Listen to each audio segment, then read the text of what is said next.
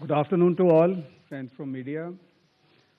आज Bharat election commission of India की press वार्ता में आप सबका बहुत बहुत स्वागत है। हमारे साथ honourable chief election commissioner of India Shri Gyanesh Kumar ji, honourable election commissioner doctor Sukhbir Singh Sandhu, honourable election commissioner doctor Vivek Joshi, election commission of India के उच्च अधिकारी Shri Manish Garg ji, senior deputy election commissioner, Shri Sanjay Kumar, deputy election commissioner, Shri Vijay Kumar Pandey, DDG law, और अन्य इलेक्शन कमीशन के ऑफिशियल्स जो हमारे साथ हैं। इस प्रेस कॉन्फ्रेंस का जो बेसिक फॉर्मेट है, it will be the honourable chief election commissioner will be addressing the media. That will be followed by a question and answer session. Questions will be generally taken in groups of 5 and the Honorable CEC would be answering them in one go. So you are requested that whenever you want to ask a question, kindly wait for your turn. There will be a micer who will be approaching you. Introduce yourself and your organization and then you can ask your question. So that will be the basic format of the press conference. So kindly keep your mobile phones on the silent mode. Sir.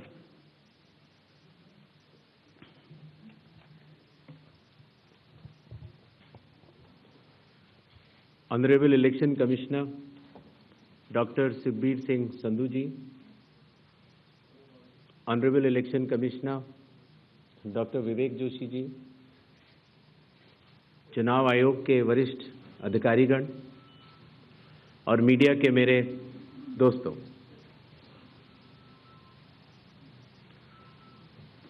सबसे पहले चुनाव आयोग मतदाताओं के नाम एक संदेश देना चाहता है।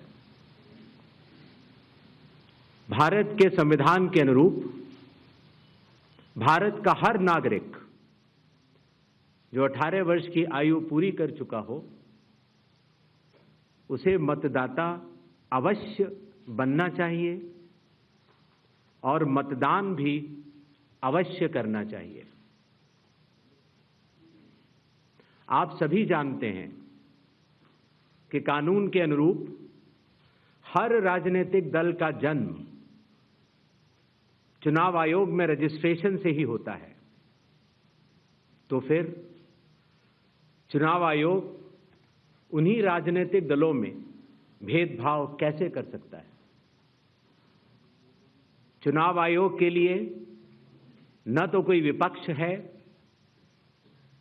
न तो कोई पक्ष है, सब समकक्ष हैं। चाहे किसी भी राजनीतिक दल का कोई भी हो,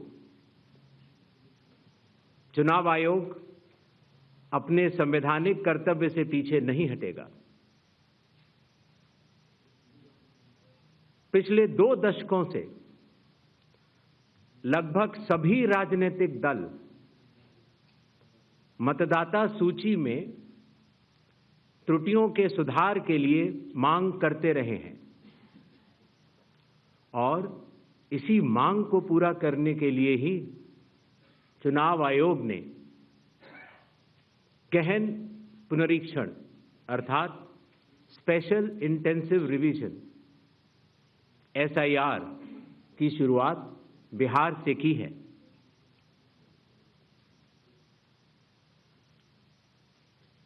SIR की प्रक्रिया में सभी मतदाता बूथ लेवल ऑफिसर्स और सभी राजनीतिक दलों द्वारा नामित 1.6 लाख BLAs ने मिलकर एक प्रारूप सूची तैयार की है। इस प्रारूप सूची की एक कॉपी आप सभी लोगों को दी गई है, जिसमें कि हर बूथ में जब ये प्रारूप सूची तैयार की जा रही थी तो सभी राजनीतिक दलों के बूथ लेवल एजेंट्स ने उसे हस्ताक्षर के साथ भी सत्यापित किया है। इस प्रारूप सूची में त्रुटियां हटाने के लिए एक बार फिर निर्धारित समय परिधि में सभी मतदाता और राजनीतिक दल मिलकर अपना बहुमूल्य योगदान दे रहे हैं। विगत आंकड़ों के अनुसार स्वयं मतदाताओं ने लगभग 28,370 ऐसे क्लेम्स एंड ऑब्जेक्शंस दिए हैं और जो मतदाता 1 जुलाई को 18 वर्ष की आयु पूरी कर चुके हैं या 1 अक्टूबर को 18 वर्ष की आयु पूरे करने वाले हैं, ऐसे 1,03,703 मतदाताओं ने भी अपना आवेदन फॉर्म 6 और डिक्लेरेशन के साथ किया है।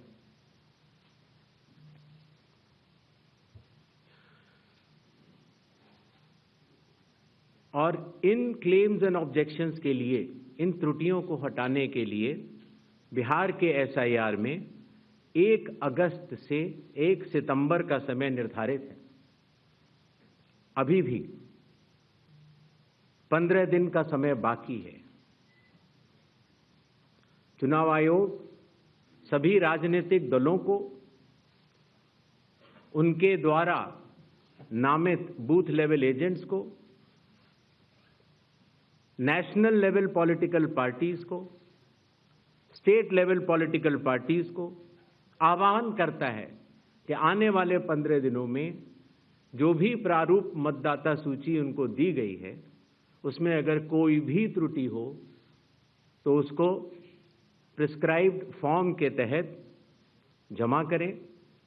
चुनाव आयोग के दरवाजे हमेशा सबके लिए समान रूप से खुले हुए हैं। जमीनी स्तर पर सभी मतदाता, सभी राजनीतिक दल और सभी बूथ लेवल ऑफिसर्स मिलकर एक पारदर्शी तरीके से कार्य कर रहे हैं, सत्यापित भी कर रहे हैं, हस्ताक्षर भी कर रहे हैं और वीडियो टेस्टिमोनियल्स भी दे रहे हैं। यह एक गंभीर चिंता का विषय है कि राजनीतिक दलों के जिला अध्यक्षों और उनके द्वारा नामित बीएलएस के ये सत्यापित दस्तावेज, टेस्टिमोनियल्स, उनकी आवाज उनके स्वयं के राज्य स्तर के या राष्ट्रीय स्तर के नेताओं तक या तो पहुंच नहीं पा रही है और या फिर जमीनी सच को नजरअंदाज करते हुए भ्रम फैलाने की कोशिश की जा रही है। सत्य तो यह है कि कदम से कदम मिलाकर सभी स्टेक होल्डर्स बिहार के एसआईआर को पूर्ण रूप से सफल बनाने के लिए कटिबद्ध हैं, प्रयत्न कर रहे हैं और कठिन परिश्रम कर रहे हैं। जब बिहार के 7 करोड़ से भी अधिक मतदाता चुनाव आयोग के साथ खड़े हैं तो न तो चुनाव आयोग की साख पर कोई प्रश्न चिन्ह खड़ा हो सकता है और न ही मतदाताओं की साख पर। कानून के अनुसार अगर समय रहते मतदाता सूचियों में त्रुटियां साझा न की जाएं, मतदाता द्वारा अपना प्रत्याशी चुनने के 45 डेज के भीतर माननीय उच्च न्यायालय में चुनाव याचिका दायर न की जाए और फिर वोट चोरी जैसे गलत शब्दों का इस्तेमाल करके जनता को गुमराह करने का असफल प्रयास किया जाए तो यह भारत के संविधान का अपमान नहीं तो और क्या है। जहां तक कि मशीन रीडेबल मतदाता सूची का सवाल है, माननीय सुप्रीम कोर्ट 2019 में ही कह चुका है कि यह मतदाता की निजता का हनन हो सकता है। Voter privacy can be breached. हमने कुछ दिन पहले देखा कि कई मतदाताओं की फोटो उनकी अनुमति के बिना मीडिया के समक्ष रखी गई,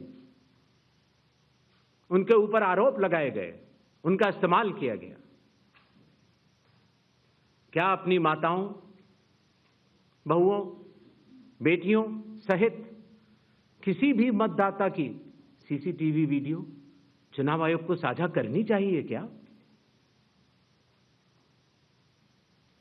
मतदाता सूची में जिसका नाम होता है वही अपने प्रत्याशी को चयनित करने के लिए वोट डालता है। लोकसभा के चुनाव की प्रक्रिया में 1 करोड़ से भी अधिक कर्मचारी, 10 लाख से भी अधिक बूथ लेवल एजेंट्स, 20 लाख से भी अधिक प्रत्याशियों के पोलिंग एजेंट्स चुनाव के लिए कार्य करते हैं। इतने सारे लोगों के समक्ष इतनी पारदर्शी प्रक्रिया में क्या कोई भी मतदाता वोट की चोरी कर सकता है? कुछ मतदाताओं द्वारा दोहरे मतदान के आरोप लगाए गए। सबूत मांगने पर जवाब नहीं मिला। ऐसे मिथ्या आरोपों से न तो चुनाव आयोग डरता है और न ही कोई मतदाता। जब चुनाव आयोग के कंधे पर बंदूक रखकर भारत के मतदाताओं को निशाना बनाकर राजनीति की जा रही हो, तो आज चुनाव आयोग सबको स्पष्ट करना चाहता है कि चुनाव आयोग निडरता के साथ सभी गरीब, अमीर, बुजुर्ग, महिला, युवा सहित सभी वर्गों और सभी धर्मों के मतदाताओं के साथ बिना किसी भेदभाव के चट्टान की तरह खड़ा था, खड़ा है और खड़ा रहेगा। जय हिंद, जय भारत।